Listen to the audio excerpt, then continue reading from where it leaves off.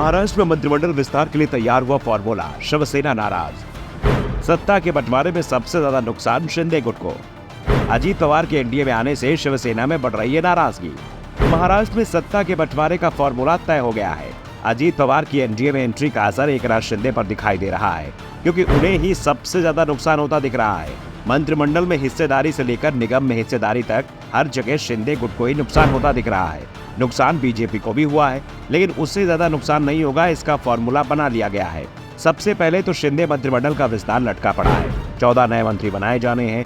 पहले शिंदे गुट बीजेपी के साथ बराबरी के फॉर्मूले पर अड़ा हुआ था।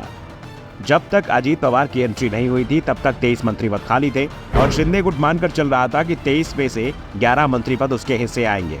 लेकिन अचानक अजीत पवार की एंट्री ने सभी खेल बिगाड़ दिए। अजीत पवार सहित 9 विधायक शिंदे सरकार में मंत्री बन गए, जिसमें अजीत पवार के हिस्से डिप्टी सीएम पद के साथ वित्त मंत्रालय भी आ गया। साथ ही जो मंत्री पद अजीत पवार ने मांगे थे, लगभग वो सारे मंत्री पद भी उन्हें मिल गए।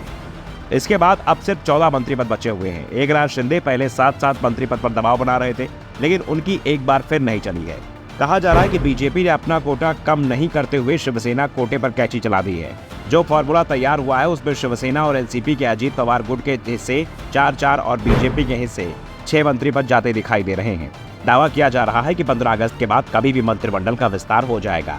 इसके साथ ही निगमों में नियुक्तियों को लेकर भी फॉर्मूला तैयार कर लिया गया है। निगम में चेयरमैन और डिप्टी चेयरमैन सहित तमाम पदों के लिए 50-25-25 का फॉर्मूला बनाया गया है, जबकि अजीत पवार की एंट्री से पहले बीजेपी और शिवसेना के बीच 60-40 का फॉर्मूला तय किया गया था। यानी अजीत पवार के आने से यहाँ भी सबसे बड़ा नुकसान एकनाथ शिंदे गुट को होता दिखाई दे रहा है।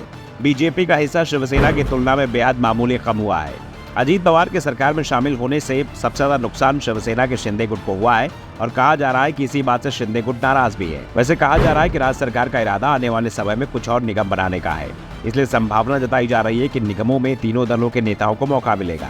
विधानमंडल के अंतर्गत विशेष अधिकार समिति, पंचायत राज समिति, रोजगार गारंटी योजना समिति, आश्वासन समिति सहित कुल 25 समितियां कार्य कर रही हैं।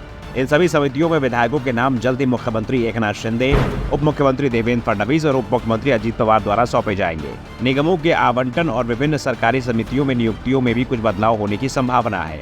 अगर ऐसा कोई फॉर्मूला तय हुआ कि आने वाले समय में किसी भी मंत्री के पास निगम की जिम्मेदारी नहीं रहेगी, इसलिए दूसरे विधायकों को निगम की कमान संभालनी पड़ेगी। इसे लेकर विधायकों के अंदर खुशी दिखाई दे रही है। लेकिन इन सब के बीच एक बात ये भी साफ हो गई है कि अजीत पवार के आने के बाद से एकनाथ शिंदे को सबसे ज्यादा नुकसान उठाना पड़ा है। अब उनके लिए पार्टी की बगावत को रोकना भी एक चुनौती बन गया है। शिवसेना के कई विधायक पहले से ही मंत्रिमंडल विस्तार में देरी को लेकर नाराजगी जता रहे हैं।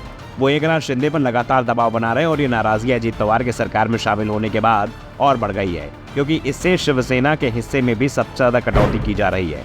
ऐसे में शिवसेना में इसे लेकर नाराजगी बढ़ती दिख रही है। पार्टी नेताओं का कहना है कि जब बीजेपी और शिवसेना गठबंधन सही तरीके से काम कर रहा था, तो अजीत पवार को साथ लाने की जरूरत क्या थी। Bureau report, the Dhakad news.